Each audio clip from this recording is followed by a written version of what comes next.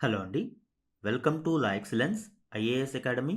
ఈరోజు మనం మే 22 నాటి ఈనాడు న్యూస్ పేపర్లోని ఇంపార్టెంట్ కరెంట్ అఫైర్స్ గురించి డిస్కస్ చేద్దామండి. బిఫోర్ దట్ మనము ప్రీవియస్ క్లాస్లో ఇచ్చిన క్వశ్చన్ గురించి చూద్దాము. సూర్యాస్త్ర వ్యవస్థకు సంబంధించి క్రింది ప్రకటనలను పరిగణించండి. Suryastra long range rocket launcher గురించి మనము ప్రీవియస్ క్లాస్లో డిస్కస్ చేయడం జరిగింది. ఆ కంటెక్స్లో ఈ క్వశ్చన్ ఇచ్చానండి. రెండు స్టేట్మెంట్స్ని ఇవ్వడం జరిగింది. కరెక్ట్ స్టేట్మెంట్స్ని ఐడెంటిఫై చేద్దాం. స్టేట్మెంట్ 1, ఇది ఇజ్రాయెల్ పల్స్ రాకెట్ లాంచర్ నిర్మాణ శైలిపై ఆధారపడి ఉంది. స్టేట్మెంట్ 2, భారతదేశం యొక్క సుదూర ఖచ్చితత్వ దాడి సామర్థ్యాన్ని పెంపొందించడమే దీని ప్రధాన ఉద్దేశ్యం. ప్రిసైజ్డ్ స్ట్రైకింగ్ క్యాపబిలిటీస్ని పెంచడం దీని యొక్క లక్ష్యము అని సెకండ్ స్టేట్మెంట్ వివరిస్తుంది. సో ఇందులో ఏ స్టేట్మెంట్స్ కరెక్ట్ అనేది చూద్దాం. ఈ Suryastra universal rocket launcher system అనేది పల్స్ ఓపెన్ ఆర్కిటెక్చర్ మీద డిపెండ్ అయి ఉంటుంది అండి. ఈ పల్స్ ఓపెన్ ఆర్కిటెక్చర్ అనేది ఇజ్రాయెల్కు చెందిన ఎల్బిట్ సిస్టమ్స్ యొక్క precise and universal launching system model. ఇండియాకు చెందిన నిబే లిమిటెడ్ ప్రైవేటు సంస్థ ఈ ఎల్బిట్ సిస్టమ్స్తో కొలాబరేట్ అయ్యి ఈ పల్స్ ఓపెన్ ఆర్కిటెక్చర్ మీద Suryastra long range rocket launcher సిస్టమ్ని డెవలప్ చేయడం జరిగింది. ఇది యూనివర్సల్ మాడ్యులర్ ప్లాట్ఫామ్, అంటే మల్టీ క్యాలిబర్ రాకెట్స్ని ఇది ప్రయోగించగలుగుతుంది. దీనికి ఎటువంటి హార్డ్వేర్ ఓవర్హాల్స్ అవసరం లేదు. Multi caliber rockets launching and flexible warheads దీని యొక్క ప్రధాన ఆకర్షణ. సో ఇక్కడ స్టేట్మెంట్ 1 అనేది కరెక్ట్ అవుతుంది అండి. అలానే పల్స్లో మనకి ప్రిసిషన్ స్ట్రైకింగ్ క్యాపబిలిటీ అనేది ఉంటుంది. సో అందుకే సెకండ్ స్టేట్మెంట్ ఖచ్చితత్వ దాడి సామర్థ్యాన్ని పెంపొందించడం దీని ఉద్దేశ్యం. సో 2 కూడా కరెక్ట్ అవుతుంది. సిగ్నిఫికెన్స్లో దీనికి సంబంధించి మనము చూడవచ్చు. స్కేలబుల్ ప్రెసిషన్ రాకెట్ డిటరెంట్, ఖచ్చితత్వమైన దాడి సామర్థ్యాన్ని పెంపొందించడం దీని యొక్క ప్రధాన ఉద్దేశ్యం. సో ఆన్సర్ ఏమవుతుంది? Both 1 and 2 are correct. C is the correct option ఇక్కడ. ఈరోజు మన ఫస్ట్ ఆర్టికల్ చూడండి, మెడపై కత్తి పెట్టకుండా. ఈ ఆర్టికల్ ఇటీవల వెస్ట్ బెంగాల్లో బీజేపీ ప్రభుత్వం ఏర్పడిన తరువాత ఒక కీలక నిర్ణయం తీసుకున్నారు. దేశ భద్రతకు అత్యంత కీలకమైన ప్రాంతాలలో ఒకటి అయిన చికెన్ నెక్ సిలిగురి కారిడార్లోని కీలక హైవేలను కేంద్ర ప్రభుత్వ సంస్థలకు అప్పగిస్తూ బెంగాల్ ప్రభుత్వం నిర్ణయం తీసుకుంది. దీనితో ఈ చికెన్ నెక్ ప్రాంతం మరింత భద్రం కానుంది. దీనికి సంబంధించిన డీటెయిల్స్ ఇప్పుడు చూద్దాము. ఈ చికెన్ నెక్ ప్రాంతం ఏమిటి? సిలిగుడి నడవ. ఈ సిలిగుడి కారిడార్ బెంగాల్లోని ఉత్తర భాగంలో ఉంది. ఈ నడవ పొడవు 60 కిలోమీటర్లు, వెడల్పు చాలా తక్కువ. కొన్నిసార్లు అది 20 నుంచి 22 కిలోమీటర్ల వెడల్పు మాత్రమే ఉంటుంది. అస్సాం, అరుణాచల్ ప్రదేశ్, మేఘాలయ, మిజోరాం, మణిపూర్, నాగాలాండ్, త్రిపుర, సిక్కింలను దేశంలోని ఇతర ప్రాంతాలతో అనుసంధానించే ఏకైక భూభాగం ఇదే. మ్యాప్లో ఈ ప్రాంతాన్ని చూడండి, చికెన్ నెక్ కారిడార్. ఇక్కడ వెస్ట్ బెంగాల్కి మనము చూడవచ్చు. వెస్ట్ బెంగాల్లోని నార్త్ వైపు ఇదంతా వెస్ట్ బెంగాల్. సో ఈ వెస్ట్ బెంగాల్లోని నార్త్ పార్ట్లో ఉత్తర భాగంలో మనము ఈ చికెన్ నెక్ కారిడార్ని చూడవచ్చు. ఇది నేపాల్ మరియు బంగ్లాదేశ్తో సరిహద్దులుగా మనము చూడవచ్చు అండి. భూటాన్కి అతి సమీపంలోను మరియు చైనా యొక్క చుంబీ వ్యాలీ ప్రాంతానికి కూడా చాలా దగ్గరలో ఈ చికెన్ నెక్ కారిడార్ ఉంటుంది. అందుకే దేశ భద్రత దృష్ట్యా ఇది చాలా కీలకం. ఎందుకు అంటే ఈ ప్రాంతం మీద శత్రు దేశాలు పట్టు సాధిస్తే దీనితో కనెక్ట్ అయిన నార్త్ ఈస్టర్న్ స్టేట్స్ అన్నీ కూడా మనము ప్రమాదంలో పడే అవకాశం ఉంది. బ్రాడర్ మ్యాప్ చూడండి. ఓవరాల్గా ఈ చికెన్ నెక్ కారిడార్ అనేది ఏ విధంగా ఉంటుంది అనేది. ఒకవేళ ఈ చికెన్ నెక్ ప్రాంతాన్ని మనము కోల్పోతే కనెక్టింగ్ 8 స్టేట్స్తో లింకేజ్ అనేది మనము కోల్పోవడం జరుగుతుంది. ఈ చికెన్ నెక్ కారిడార్ అనేది నార్త్ ఈస్టర్న్ స్టేట్స్కి మనకి ఉన్న vital land link and geo political choke పాయింట్గా చెప్పవచ్చు. ఒకవేళ దీని మీద మన నియంత్రణ కోల్పోయి ఇది శత్రు దేశాల చేతిలోకి వెళితే 8 ఈశాన్య రాష్ట్రాలతో అనుసంధానం అనేది భారతదేశం కోల్పోతుంది. అక్కడ నివసిస్తున్న సుమారు 5 కోట్ల మంది ప్రజలు ప్రమాదంలో పడే అవకాశం ఉంది. ఈ సన్నని భూభాగం మీద శత్రు దేశాలు పైచేయి సాధిస్తే 8 రాష్ట్రాలతో భారత ప్రధాన భూభాగానికి రైలు, రోడ్డు కనెక్టివిటీ తెగిపోతుంది. బలగాలు, ఆయుధ వ్యవస్థల తరలింపు కూడా నిలిచిపోతుంది. అక్కడ ఉన్న 5 కోట్ల మంది భారతీయులు ప్రమాదంలో పడే అవకాశం ఉంది. ఆ రాష్ట్రాల యొక్క రక్షణ కూడా ప్రమాదంలో పడుతుంది. అందువల్లనే బెంగాల్లోని బీజేపీ ప్రభుత్వం ఒక కీలక నిర్ణయం తీసుకుంది. ఈ చికెన్ నెక్ ప్రాంతం వద్ద ఉన్న రహదారులు ఇప్పటి వరకు వెస్ట్ బెంగాల్ ప్రజా పనుల శాఖ కింద పీడబ్ల్యూడి కింద ఉన్నాయి. వీటిలోని కీలకమైన 7 సెక్షన్లను కేంద్ర ప్రభుత్వ సంస్థలకు అప్పగించాలి అని నూతన ప్రభుత్వం నిర్ణయం తీసుకుంది. దీనివలన ఇవి జాతీయ రహదారుల ప్రాధికార సంస్థ NHAI మరియు జాతీయ రహదారులు మౌలిక వసతుల అభివృద్ధి కార్పొరేషన్ లిమిటెడ్ NHIDCL పరిధిలోకి రానున్నాయి. ఈ ప్రాంతం హై రిస్క్ వల్నరబుల్ ప్రాంతం మరియు చైనాకి ప్రాక్సిమిటీకి దగ్గరగా ఉంది అనేది మనము డిస్కస్ చేయడం జరిగింది. క్లోజ్ టు చుంబీ వ్యాలీ నాథులా రూట్ చాలా దగ్గరగా ఉంటుంది. 2017 డోక్లాం స్టాండ్ ఆఫ్ తర్వాత ఈ ప్రాంతం మీద చైనా దృష్టి కూడా ఎక్కువగా ఉంది అండ్ భారతదేశం కూడా దీని మీద ప్రత్యేక దృష్టి సారించింది. ఇక్కడ ప్రీవియస్గా స్టేట్ కంట్రోల్ పీడబ్ల్యూడి కింద ఉండేవి, పబ్లిక్ వర్క్స్ డిపార్ట్మెంట్ కింద. అయితే స్టేట్ కంట్రోల్లోని పీడబ్ల్యూడి విభాగం వలన ఈ ప్రాంతంలోని రోడ్లు మౌలిక వసతులు అంత త్వరితగతిన డెవలప్ అవ్వలేదు. భద్రతా రీత్యా అత్యంత కీలకమైన ప్రాంతంలో రోడ్డు మౌలిక వసతులు చాలా కీలకం కాబట్టి ఇప్పుడు ఇక్కడ యాక్సలరేటెడ్ ప్రాజెక్ట్ కంప్లీషన్ కొరకు ఇందులోని 7 కీలక రోడ్ సెక్షన్స్ను సెంట్రల్ కంట్రోల్కు అందిస్తూ NHAI మరియు NHDCLకు అప్పగించడం జరిగింది. దీనివలన ప్రయోజనం ఏంటి? బెంగాల్ ప్రభుత్వ నిర్ణయం వల్ల చికెన్ నెక్ ప్రాంతంలో హైవే ప్రాజెక్టులకు సంబంధించిన జాప్యాలకు తెరపడనుంది. వేగంగా విస్తరణ, మరమ్మతులు, నిర్వహణ పనులు చేపట్టవచ్చు. మౌలిక వసతులు, సంధానత, రక్షణ సంబంధ రాకపోకలు మెరుగుపడతాయి. అలానే అక్కడ బలమైన రహదారి మౌలిక వసతులు ఉంటే భారత్ చైనా సరిహద్దుకు చేరువలోని నాథులాతో సంధానమయ్యే NH717తో ముడిపడ్డ మార్గాలలో భద్రత కూడా బలోపేతం అవుతుంది. శత్రు గగనతల శతఘ్ని దాడుల నుంచి కీలక సైనిక సామాగ్రికి రక్షణ కల్పించడం కోసం కేంద్రం అండర్ గ్రౌండ్ రైల్వే కారిడార్ను కూడా నిర్మించబోతుంది. సో ఈ విధంగా వెస్ట్ బెంగాల్లోని నూతన ప్రభుత్వం ఒక కీలక నిర్ణయం తీసుకోవడం వలన ఈ సిలిగుడి కారిడార్ ప్రాంతంలో కీలక మౌలిక వసతుల అభివృద్ధికి అవకాశం కల్పించడం జరిగింది. సిలిగుడి కారిడార్కి సంబంధించిన రక్షణ చర్యలని గురించి చూడండి. పశ్చిమ బెంగాల్లోని సుక్నా కేంద్రంగా భారత సైన్యానికి చెందిన త్రిశక్తి కోర్ మోహరించింది. దాదాపు 60,000 మంది సైనికులతో కూడిన ఈ దళం సిలిగుడి కారిడార్కు ప్రధాన కవచం. అలానే గగనతల రక్షణ కోసం ఈ ప్రాంతంలో శక్తివంతమైన S-400 దీర్ఘశ్రేణి క్షిపణి వ్యవస్థను ప్లేస్ చేయడం జరిగింది. అలానే వేగంగా అత్యంత ఖచ్చితత్వంతో దాడులు చేయడానికి బ్రహ్మోస్ సూపర్సోనిక్ క్రూజ్ క్షిపణి వ్యవస్థలు ఇప్పుడు సిద్ధంగా ఉన్నాయి. పశ్చిమ బెంగాల్లోని హసిమరా వైమానిక స్థావరంలో రాఫెల్ యుద్ధ విమానాలు మోహరించి ఉన్నాయి. వీటికి తోడు ఆకాష్ ఉపరితలం నుంచి గగనతలంలోని లక్ష్యాలకు ఛేదించగల MR శ్యామ్ సిలిగుడి దగ్గరలో సన్నద్ధంగా ఉన్నాయి.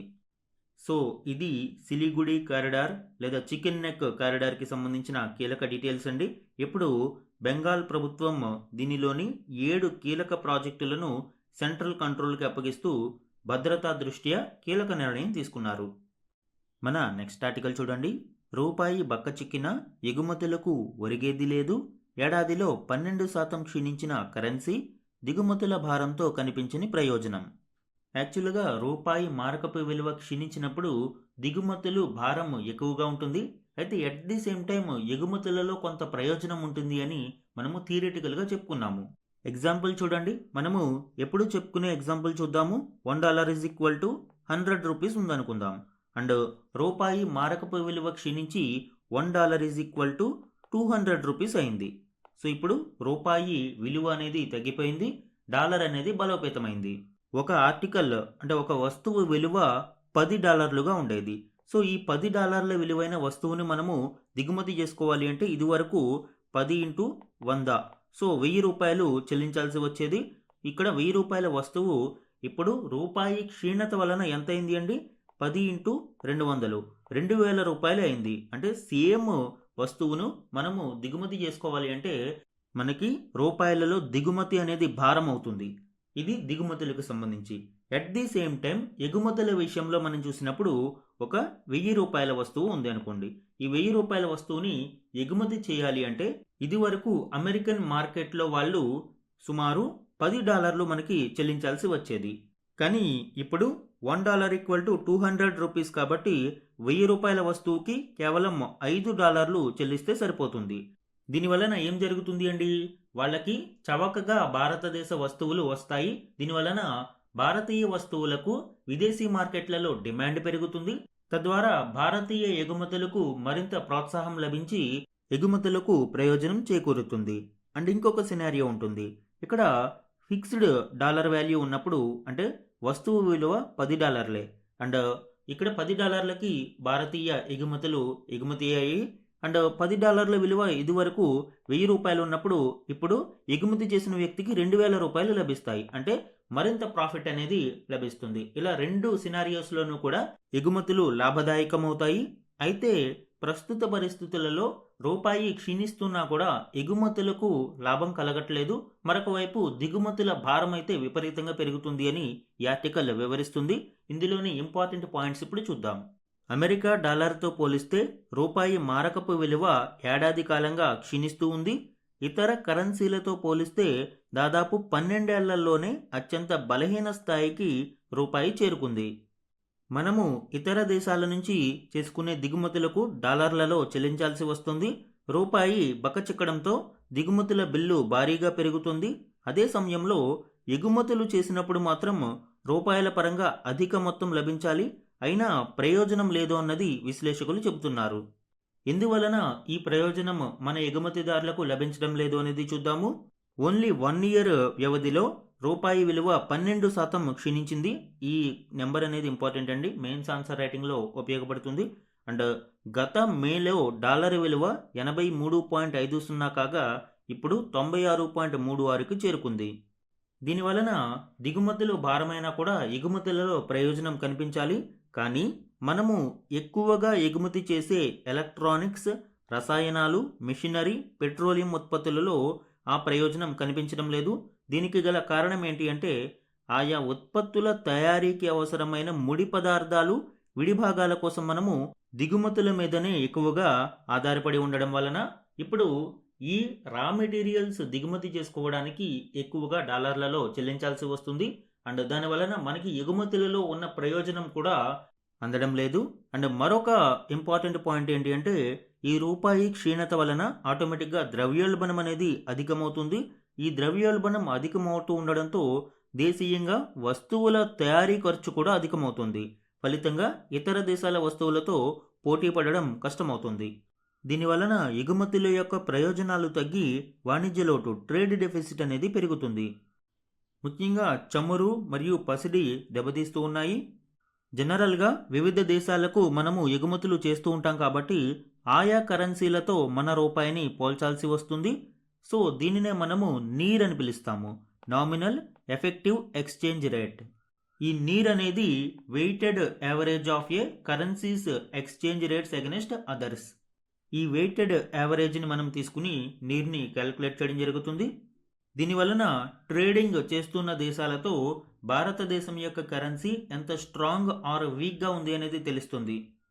అయితే ఇది ఓన్లీ నీర్, నామినల్ ఎక్స్చేంజ్ రేట్. దీనిని మనము ఇన్ఫ్లేషన్ డిఫరెన్సెస్తో అడ్జస్ట్ చేస్తే రియల్ ఎఫెక్టివ్ ఎక్స్చేంజ్ రేట్ అనేది వస్తుంది. ఈ real effective exchange rate rear shows true competitiveness of A countries goods and services globally. అంటే ద్రవ్యోల్బణం పెరగడం వలన మనకి కొంత ఎగుమతులు విలువ పెరిగినట్టు కనిపిస్తుంది, కానీ దానిని అడ్జస్ట్ చేసినప్పుడు మాత్రమే అసలైన కాంపిటేటివ్నెస్ అనేది అర్థమవుతుంది. Higher rear is equal to exports may become costlier. Cost ఎక్కువ ఉన్నప్పుడు ఆటోమేటిక్గా కాంపిటేటివ్నెస్ అనేది తగ్గిపోతుంది అండ్ మన వస్తువులు పోటీతత్వం తగ్గిపోతుంది. అండ్ తక్కువ రీర్ ఉంటే మాత్రం ఎగుమతుల పోటీతత్వం మెరుగవుతున్నట్లు లెక్క. అప్పుడు పోటీ దేశాల వస్తువులతో పోలిస్తే మన వస్తువులు అక్కడ చౌకగా ఉంటాయి. కానీ మన దేశం ఉత్పత్తుల తయారీకి అవసరమైన విడిభాగాలు, చమురు, బంగారం కోసం దిగుమతులపైనే భారీగా ఆధారపడడం వల్ల ఈ సంబంధం బలహీనపడింది అని ఎగ్జిమ్ బ్యాంక్ చెబుతుంది. ఈ రీర్ వాల్యూ ప్రస్తుతం తగ్గుతూ ఉన్నప్పటికీ కూడా భారతీయ వస్తువులు విదేశీ మార్కెట్లలో పోటీ పడలేకపోతున్నాయనేది ఇక్కడ అర్థమవుతుంది. మార్చి వరకు చూస్తే 6 కరెన్సీల సమూహంతో భారతీయ రూపాయి విలువ 9% క్షీణించింది. ఇది మరింత పెరగవచ్చు. కానీ ఈ ఏడాది ఏప్రిల్లో మన వస్తువుల ఎగుమతులు $43.6 బిలియన్ ఉండగా దిగుమతుల బిల్లు మాత్రం $71.9 బిలియన్ పెరిగింది. దీంతో ట్రేడ్ డెఫిసిట్ అనేది మరింత అధికమైంది. యాక్చువల్గా ట్రేడ్ డెఫిసిట్ కొంతమేరకు తగ్గాలి కానీ ఇక్కడ మరింత అధికమవడం మనం చూడవచ్చు. సో ఇలా రూపాయి మారకపు విలువ తగ్గినా కూడా భారతీయ ఎగుమతులకు ప్రయోజనం చేకూరడం లేదు. మన నెక్స్ట్ ఆర్టికల్ చూడండి. ఏ రాష్ట్రం ఎక్కడంటే ఈ ఆర్టికల్ ఇటీవల నీతి ఆయోగ్ విడుదల చేసిన ఫిస్కల్ హెల్త్ ఇండెక్స్ 2026 రిపోర్టుకు సంబంధించిన కీలక గణాంకాలను వివరిస్తుంది. ఆల్రెడీ మనము మార్చ్ కరెంట్ అఫైర్స్లో దీని గురించి డిస్కస్ చేశాము. బట్ మరొకసారి దీనికి సంబంధించిన కీ స్టాటిస్టిక్స్ ఒకసారి చూద్దాం. అభివృద్ధికి, మూలధన ఆస్తుల సృష్టికి ప్రభుత్వాలు కేటాయిస్తున్న నిధులు, రుణభారం, నిధులు, వనరుల బాధ్యతాయుత నిర్వహణ తదితరాల ఆధారంగా ఆర్థిక ఆరోగ్య సూచి ఫిస్కల్ హెల్త్ ఇండెక్స్ను రూపొందిస్తారు. సొంతంగా పన్ను, పన్నేతర ఆదాయాన్ని సమకూర్చుకునే సామర్థ్యం, అభివృద్ధికి కోత పెట్టకుండా రుణ బాధ్యతను తీర్చగల సత్తాను ఇందులో పరిశీలిస్తారు. ఈ ఫిస్కల్ హెల్త్ ఇండెక్స్ 2026కి సంబంధించిన డీటెయిల్స్ చూడండి. మార్చి 11, 2026న ఇది రిలీజ్ అయింది. Evaluating Indian states financial performance 2023-24 ఆర్థిక సంవత్సరానికి గాను భారతీయ రాష్ట్రాల యొక్క ఫైనాన్షియల్ పర్ఫార్మెన్స్ ఇది మెజర్ చేస్తుంది. ఈ ఇండెక్స్లో 5 అసెస్మెంట్ పిల్లర్స్ మనం చూడవచ్చు. ఒకటి క్వాలిటీ ఆఫ్ ఎక్స్పెండిచర్, ఈ రాష్ట్రాలు చేస్తున్న ఖర్చు ఎక్స్పెండిచర్ యొక్క క్వాలిటీ మీద, మరియు రిసోర్స్ మొబిలైజేషన్ మీద, అంటే ఎస్పెషల్లీ ట్యాక్స్ కలెక్షన్ వంటి వాటి మీద, ఫిస్కల్ ప్రూడెన్స్ డిసిప్లిన్ మీద, మరియు డెట్ ఇండెక్స్ ఇక్కడ రుణభారానికి సంబంధించిన ఇండెక్స్ లెవెల్స్ మీద, డెట్ సస్టైనబిలిటీ తీసుకునే రుణం యొక్క సస్టైనబుల్ నిర్వహణకి సంబంధించి ఈ 5 అసెస్మెంట్ పిల్లర్స్ని మనము చూడవచ్చు. ఇందులో కేటగిరీ వైజ్ మనం చూస్తే మేజర్ స్టేట్స్ టాప్ పెర్ఫార్మర్స్లో అచీవర్స్ కేటగిరీలో ఒడిశా 73.1 స్కోరుతో మొదటి ర్యాంకును సాధించగా 54.7 స్కోరుతో గోవా 2వ స్థానంలోను, 50.5 స్కోరుతో జార్ఖండ్ 3వ స్థానంలోనూ నిలిచాయి. And north eastern Himalayan states కేటగిరీలో చూసినప్పుడు 59.5 స్కోరుతో అరుణాచల్ ప్రదేశ్ మొదటి స్థానంలోను, 52.5 స్కోరుతో ఉత్తరాఖండ్ 2వ స్థానంలోనూ ఉన్నాయి.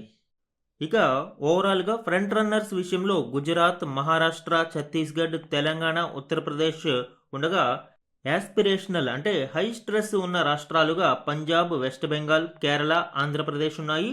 ఈ రాష్ట్రాలలో రెవెన్యూ డెఫిసిట్ మరియు హై డెట్ బర్డెన్ అనేది చాలా ఎక్కువగా ఉంది. సుమారు డెట్ బర్డెన్ 35 to 45% ఆఫ్ జిఎస్టిపిగా నమోదవుతుంది. సో ఇవన్నీ కూడా ఆయా రాష్ట్రాల ఫిస్కల్ ఇండిసిప్లిన్ మరియు లో హెల్త్ రేట్ని సూచిస్తున్నాయి.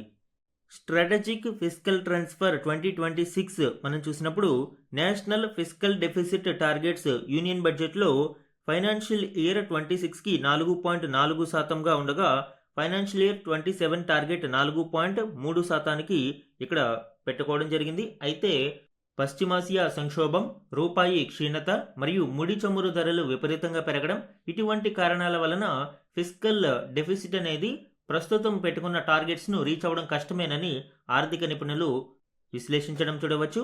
అలానే national debt to GDP projection financial year 26లో 56.1గా ఉండగా ఫైనాన్షియల్ ఇయర్ 27కి 55.6%కు తగ్గించడానికి టార్గెట్ ఫిక్స్ చేయడం జరిగింది.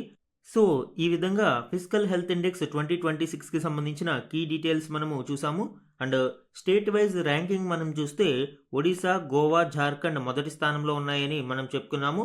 అండ్ తెలుగు రాష్ట్రాలలో తెలంగాణ 44.3 స్కోరుతో 7వ స్థానంలోను, ఆంధ్రప్రదేశ్ 23.1 స్కోరుతో 17వ స్థానంలోనూ నిలిచింది. ఇది 2023-24కు సంబంధించిన ఫిస్కల్ డిసిప్లిన్కి సంబంధించి. ఈ ఫిస్కల్ హెల్త్ ఇండెక్స్ రిపోర్ట్ ఎవరు ఇస్తారు అనేది ఇంపార్టెంట్. అలానే ఏ పిల్లర్స్ అనేవి ఇందులో అసెస్మెంట్ పిల్లర్స్ ఉంటాయనేది ఇంపార్టెంట్. తెలుగు రాష్ట్రాలు ఏ స్థానంలో ఉన్నాయనేది మనకి ఇంపార్టెంట్ అండి. మన నెక్స్ట్ ఆర్టికల్ చూడండి. భానుడి బగబగలకు అడ్డుచక్రం, భూగోళాన్ని చల్లబరిచే సాంకేతికత అభివృద్ధి చేస్తున్న అమెరికా ఇజ్రాయెల్ స్టార్టప్ ప్రమాదకరమంటున్న నిపుణులు. యార్టికల్ ఇటీవలి కాలంలో మనము భూతాపం విపరీతంగా పెరుగుతూ ఉండడం చూస్తూ ఉన్నాము. సో ఈ నేపథ్యంలో స్టార్డస్ట్ సొల్యూషన్స్ అనే అమెరికన్ అండ్ ఇజ్రాయెల్ స్టార్టప్ ఒక నూతన జియో ఇంజనీరింగ్ టెక్నాలజీని అభివృద్ధి చేసింది. ఈ సాంకేతికత ద్వారా భూతాపాన్ని సుమారు 1.5 డిగ్రీల సెంటీగ్రేడ్ వరకు తగ్గించవచ్చు అని ఈ సంస్థ చెబుతోంది. దీనికి సంబంధించిన కీలక డీటెయిల్స్ ఇప్పుడు చూద్దాం. ఒకవైపు ఎండల మంట, మరొక చోట కరువు కాటకాలు, ఇంకో ప్రాంతంలో కారుచిచ్చులు. భూతాపం దుష్పరిణామాలని నేటి ప్రపంచం కల్లారా చూస్తుంది. ఈ విపత్తుల నుంచి మానవాళిని ఎలా కాపాడుకోవాలి, భూమిని చల్లబరచడానికి ఏం చేయాలి, తీక్షణ సూర్యకిరణాలని అడ్డుకోగలిగితే ఈ విపత్తులను నివారించవచ్చు అని ఒక సంస్థ ఆలోచించింది. స్టార్డస్ట్ సొల్యూషన్స్ అనే జియో ఇంజనీరింగ్ సంస్థ భూగ్రహాన్ని చల్లబరిచే ప్రణాళికలను తాజాగా తెరపైకి తీసుకువచ్చింది. ఈ ప్రణాళికలకి సంబంధించి మనం చూస్తే సూర్యకిరణాలు భూమిని తాకక ముందే వాటికి అంతరాయం కలిగించే విధంగా మేఘాలను మార్చడం లేదా వాతావరణంలోని ఇతర లక్షణాలను సవరించడం ఈ ప్రాజెక్టులో కీలకాంశం. అంతరిక్షంలో భారీ సన్షేడ్లను నిర్మించడం లేదా సముద్రాలు గ్రహించే వేడి పరిమాణాన్ని పరిమితం చేయడం, కాంతిని పరావర్తనం చెందించే సముద్రపు నొరగతో బుడగల్లాంటి మిశ్రమాలను సృష్టించడం వంటి ఇతర ఆలోచనల్ని కూడా ఈ సంస్థ చేస్తుంది. ఇందుకోసం ఇసుక రేణువుల కంటే 125 రెట్లు చిన్నవైన ఏరోజెల్ కణాలను ఉపయోగించబోతుంది. అమార్ఫస్ సిలికా అని పిలుచుకునే పదార్థంతో ఇవి తయారవుతాయి. ఇవి కేవలం మైక్రోస్కోప్తో మాత్రమే కనిపించే 0.5 మైక్రాన్ల పరిమాణంలో ఉంటాయి. ఈ గోళాకార సిలికా కణాలను భూమికి సుమారు 11 మైళ్ళ ఎత్తులో భూ వాతావరణంలో రెండో పొర అయిన ఈ స్ట్రాటోస్పియర్లో వెదజల్లుతారు. ఈ మెకానిజం ఏ విధంగా ఉంటుంది అనేది చూడండి. Geo engineering startup for solar radiation management aiming to cool earth by reflecting sunlight. ఈ అమార్ఫస్ సిలికా పార్టికల్స్ అనేవి ఇక్కడ చాలా మైక్రాన్స్ లెవెల్లో 0.5 మైక్రాన్స్ లెవెల్లో అతి సూక్ష్మంగా ఉంటాయి. అండ్ ఇందులో type 1 amorphous silica sphere and type 2 ఇంకా పరీక్షల దశలో ఉంది amorphous silica shell with calcium carbonate core. Type 2లో ఈ కాల్షియం కార్బొనేట్ చుట్టూ అమార్ఫస్ సిలికా అనేది ఉంటుంది. అండ్ టైప్ 1లో పూర్తిగా అమార్ఫస్ సిలికాతో ఇది తయారవుతుంది. దీనిని dispersing millions of tons over years to cool down earth by 1.5 degree centigrade. ఈ విధంగా ఎర్త్ యొక్క సెకండ్ లేయర్ అయిన స్ట్రాటోస్పియర్లో వీటిని వెదజల్లుతారు. ఈ రిఫ్లెక్టివ్ పార్టికల్స్ అనేవి సూర్యకిరణాల తీవ్రత నేరుగా భూమి మీద పడకుండా కొన్నిటిని మనకి వాతావరణంలోకి రిఫ్లెక్ట్ చేయడం జరుగుతుంది. ఈ విధంగా ఇవి అంతరిక్షంలోకి రిఫ్లెక్ట్ అవుతాయి. సో ఇక్కడ భూమిని చేరే సూర్యకిరణాల యొక్క తీవ్రత తగ్గుముఖం పడుతుంది. తద్వారా సుమారు 1.5 డిగ్రీల సెంటీగ్రేడ్ ఎర్త్ యొక్క భూతాపం తగ్గించడానికి అవకాశం ఏర్పడుతుంది. ఈ ప్రాజెక్టుకు సుమారు $10 బిలియన్ ఖర్చు అవుతుంది అని ప్రాథమిక అంచనా. ఇందులో అన్నీ ఉంటాయి మెటీరియల్స్. ఈ ఏరోజోల్ పార్టికల్స్తో పాటు వీటిని వెదజల్లడానికి వినియోగించే డిస్పర్సల్ ఎయిర్ క్రాఫ్ట్ మరియు ఇవి భూమి మీద కిందకి పడిపోకుండా ఎప్పటికప్పుడు చేసే ట్రాకింగ్ సిస్టమ్స్. సో ఇవన్నీ కూడా కలిపి సుమారు $10 బిలియన్ ఖర్చు అవుతుంది అని అంచనాగా ఉంది. అండ్ దీనికి సంబంధించి కరెంట్ స్టేటస్ అండ్ కాంట్రవర్సీస్ మనం చూస్తే ప్రస్తుతం ఇవి ఇండోర్ ల్యాబ్ టెస్ట్స్కి మాత్రమే పరిమితమయ్యాయి. అలానే కొన్ని చోట్ల లో లెవెల్ ఏరియల్ టెస్ట్స్ కూడా నిర్వహించారు. బట్ గవర్నమెంట్స్ యొక్క పర్మిషన్ లేకుండా large scale outdoor geo engineering tests అయితే ప్రస్తుతం నిర్వహించడం లేదు. సైంటిఫిక్ కమ్యూనిటీలో ఈ సోలార్ జియో ఇంజనీరింగ్ ప్రాజెక్ట్స్ మీద అనేక చర్చలు నడుస్తూ ఉన్నాయి, అనేక కాంట్రవర్సీస్ ఉన్నాయి. ఈ సోలార్ జియో ఇంజనీరింగ్ ప్రాజెక్ట్స్ని కేవలం ప్రాఫిట్ మోటివ్తో కాకుండా పర్యావరణ అవసరం కోసం ట్రాన్స్పరెంట్గా మరియు డెమోక్రటిక్ అంటే అన్ని వర్గాల వారిని కలుపుకుంటూ వెళ్ళి అకాడమిక్ ఓవర్సైట్ బ్యాకింగ్తో తీసుకురావాల్సిన అవసరం ఉంది అని సైంటిఫిక్ కమ్యూనిటీస్ భావిస్తూ ఉన్నాయి. అండ్ దీనివలన అన్ఇంటెండెడ్ కాన్సిక్వెన్సెస్ కూడా ఎదురయ్యే ప్రమాదం ఉంది. Potential disruption of global weather patterns and affecting precipitation and ecosystems. అయితే ఈ స్టార్డస్ట్ లాంటి కంపెనీలు ఎన్ని సోలార్ జియో ఇంజనీరింగ్ ప్రాజెక్ట్స్ని తీసుకువచ్చినప్పటికీ శిలాజ ఇంధనాలని మండించడం తగ్గించినప్పుడు మాత్రమే ఈ భూతాపానికి పరిష్కారం దొరుకుతుంది. దేశాలు చమురు, గ్యాస్, బొగ్గు వినియోగాన్ని సురక్షిత స్థాయికి తగ్గించడంతో పాటు గాలి, సముద్రాల నుంచి అధిక వాతావరణ కాలుష్యాన్ని తొలగించే వరకు ఈ సమస్య అంతా సులువుగా పరిష్కారం కాదు. సో ఇది సోలార్ జియో ఇంజనీరింగ్ టెక్నిక్స్కి సంబంధించిన కీలక డీటెయిల్స్ అండి. ఆల్రెడీ యూపీఎస్సీ ప్రిలిమ్స్లో ఇటువంటి క్వశ్చన్ ఒకసారి అడిగారు అండి. అలానే భవిష్యత్తులో అదర్ ఎగ్జామ్స్లో కూడా ప్రజెంట్ దీని మీద డిబేట్ నడుస్తుంది కాబట్టి క్వశ్చన్స్ వచ్చే అవకాశం ఉంది. ఈ mechanism important and particles important. 2 types of particles, ఒకటి అమార్ఫస్ సిలికా, రెండవది కాల్షియం కార్బొనేట్ కోర్తో కలిగిన అమార్ఫస్ సిలికా పార్టికల్. సో ఈ రెండు కూడా మనకి exam point of view important అండి. నెక్స్ట్ వన్ చూడండి. చంద్రయాన్ 3 మిషన్కు ప్రతిష్టాత్మక అవార్డు. భారత అంతరిక్ష పరిశోధనా సంస్థ ఇస్రో ప్రతిష్టాత్మక అవార్డును చంద్రయాన్ 3 మిషన్కు గెలుచుకుంది. దీనికి సంబంధించిన డీటెయిల్స్ చూద్దాము. ఇస్రోను ప్రతిష్టాత్మక గడార్డ్ ఆస్ట్రోనాటిక్స్ అవార్డు వరించింది. చందమామ మీదకు విజయవంతంగా చంద్రయాన్ 3 మిషన్ను చేపట్టినందుకు American Institute of Aeronautics and Astronautics దీనిని ప్రదానం చేసింది. అవార్డ్స్ ఇన్ న్యూస్లో వన్ లైనర్స్ కేటగిరీలో ఇలాంటివి ఇంపార్టెంట్ అండి. ప్రతిష్టాత్మక గడార్డ్ ఆస్ట్రోనాటిక్ అవార్డును ఎవరు ఇటీవల గెలుచుకున్నారు అంటే ఇస్రో సంస్థ గెలుచుకుంది. నెక్స్ట్ ఆర్టికల్ చూడండి. అణువంతైనా ఇవ్వం ఇరాన్, ఎలాగైనా తీసుకుంటాం ట్రంప్. ఈ ఆర్టికల్ ఆన్గోయింగ్ యుఎస్ ఇరాన్ వారికి సంబంధించిన లేటెస్ట్ డెవలప్మెంట్స్ గురించి వివరిస్తుంది. అత్యంత శుద్ధి చేసిన యురేనియంను తమకు ఎగుమతి చేయాలి అని అమెరికా చేసిన డిమాండ్ను ఇరాన్ తిరస్కరించింది.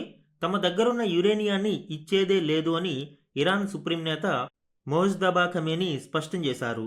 ఆయుధ తయారీకి కావలసిన స్థాయికి దగ్గరగా ఉండేంతగా శుద్ధి చేసిన యురేనియాన్ని వదులుకుంటే వ్యూహాత్మకంగా నష్టపోతామని, అమెరికా ఇజ్రాయెల్ల సైనిక చర్యకు సులువుగా దొరికిపోతామని ఇరాన్ అగ్రనాయకత్వం భావిస్తుంది.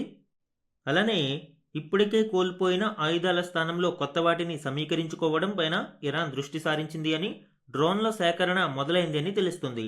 మరోవైపు యురేనియంపై నియంత్రణను తమకు అప్పగించాల్సిందేనని ట్రంప్ పునరుద్ఘాటించారు.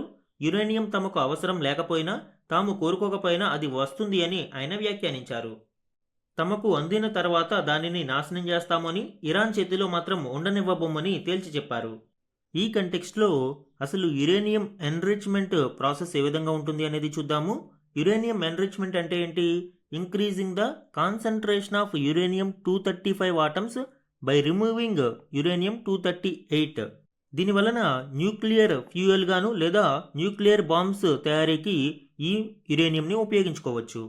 మనకి సహజ సిద్ధంగా natural uranium contains 0.7% of uranium 235. కేవలం 0.7% మాత్రమే యురేనియం 235 ఐసోటోప్ న్యాచురల్ యురేనియంలో ఉంటుంది. దీనిని ఎన్రిచ్మెంట్ ప్రాసెస్లో లో ఎన్రిచ్డ్ మోడల్లో మనకి 5% యురేనియం 235 అనేది లభిస్తుంది. ఇది కమర్షియల్ న్యూక్లియర్ పవర్ ప్లాంట్స్కి ఉపయోగపడుతుంది. ఇక హై ఎన్రిచ్మెంట్ ప్రాసెస్లో మనము చూస్తే సుమారు 20% ఆఫ్ యురేనియం 235 అనేది ఉంటుంది. న్యూక్లియర్ రీసెర్చ్ రియాక్టర్స్కి ఫ్యూయల్గా ఈ హై ఎన్రిచ్డ్ యురేనియం అనేది ఉపయోగిస్తారు. ఇందులో యురేనియం 235 కాన్సన్ట్రేషన్ 20%గా ఉంటుంది. ఇక వెపన్ గ్రేడ్స్కి 90% ఆఫ్ యురేనియం 235 అనేది అవసరమవుతుంది. అయితే మెట్రిక్స్ పరంగా 20% నుంచి 90% అనేది చాలా హ్యూజ్ ప్రాసెస్లా కనిపిస్తూ ఉన్నా కూడా మనము ఒరిజినల్ ప్రాసెస్లో 20% యురేనియం 235 రీచ్ అవ్వడానికి 90% ఎఫర్ట్ అవసరమైతే 20% నుంచి 90% రీచ్ అవ్వడానికి కేవలం 10% ఎఫర్ట్స్ సరిపోతాయి. ఇప్పుడు high enriched 20% of uranium 235 reach అయితే ఆల్మోస్ట్ వెపన్ గ్రేడ్ సిద్ధమైనట్టే భావించవచ్చు. అయితే ప్రజెంట్ స్టాటిస్టిక్స్ ప్రకారం ఇరాన్ వద్ద ఉన్న ఈ న్యూక్లియర్ ఎన్రిచ్డ్ మెటీరియల్ 60% ప్యూరిటీని కలిగి ఉంది అని అంచనా వేస్తున్నారు. అందువల్లనే అమెరికా అధ్యక్షుడు డొనాల్డ్ ట్రంప్ దీనిని చేజిక్కించుకోవాలని ప్రయత్నిస్తున్నారు. ఈరోజు మన మాదిరి ప్రశ్నలు చూడండి. ఏ దేశ మొదటి మహిళా ఆర్మీ చీఫ్గా సుసాన్ కోయిల్ ఇటీవల నియమితులయ్యారు? Answer Australia. ఈ దేశ సైన్యంలోని ఏ విభాగానికైనా నాయకత్వం వహించనున్న మొదటి మహిళగా ఈమె ఘనత సాధించారు. పదవీ విరమణ చేస్తున్న army chief lieutenant general Simon Stuart స్థానంలో ఆమె ఈ పదవిని చేపట్టనున్నారు. Next one. 2026 ఏప్రిల్ 3న మిన్ ఆంగ్ హ్లైంగ్ ఏ దేశ అధ్యక్షుడిగా ఎన్నికయ్యారు? Answer Myanmar. ఈ దేశ సైనిక నాయకుడైన మినాంగ్ పార్లమెంటులో స్పష్టమైన మెజారిటీని సాధించారు. 2026 ఏప్రిల్లో ఏ అంతర్జాతీయ సంస్థకు చెందిన 4 కీలక ఎన్నికల్లో భారత్ ఏకగ్రీవంగా విజయాలు సాధించింది? ఆన్సర్ ఎకోసాక్, ఐక్యరాజ్య సమితి ఆర్థిక సామాజిక మండలిగా దీనిని పిలుస్తారు. అండ్ నెక్స్ట్ వన్, ప్రపంచ క్షయవ్యాధి దినోత్సవాన్ని ఏటా ఏ రోజున నిర్వహిస్తారు? Answer March 24. సో 2026లో yes we can end TB అనే థీమ్తో ఈ దినోత్సవాన్ని నిర్వహించారు. ఇవి ఈరోజు ఈనాడు న్యూస్ పేపర్లోని మాదిరి ప్రశ్నలోని వన్ లైనర్ కరెంట్ అఫైర్స్ ఇవి. ఈరోజు మన క్వశ్చన్ ఆఫ్ ద డే గురించి చూడండి. సోలార్ జియో ఇంజనీరింగ్ టెక్నిక్స్ గురించి ఈరోజు క్లాస్లో మనము డిస్కస్ చేయడం జరిగింది. ఎస్పెషల్లీ స్టార్ డస్ట్ సొల్యూషన్స్ సంస్థ తీసుకువచ్చిన ఒక నూతన ప్రాజెక్టు గురించి మనము డిస్కస్ చేశాము. ఆ కంటెక్స్ట్లో ప్రీవియస్ యూపీఎస్సీ క్వశ్చన్ ఇక్కడ ఇవ్వడం జరిగింది అండి. సో దీనికి సంబంధించిన ఆన్సర్ని కమెంట్ సెక్షన్లో కమెంట్ చేయండి. ఇది ఈరోజు ఈనాడు న్యూస్ పేపర్లోని ఇంపార్టెంట్ కరెంట్ అఫైర్స్ మీద daily analysis. Thank you for watching.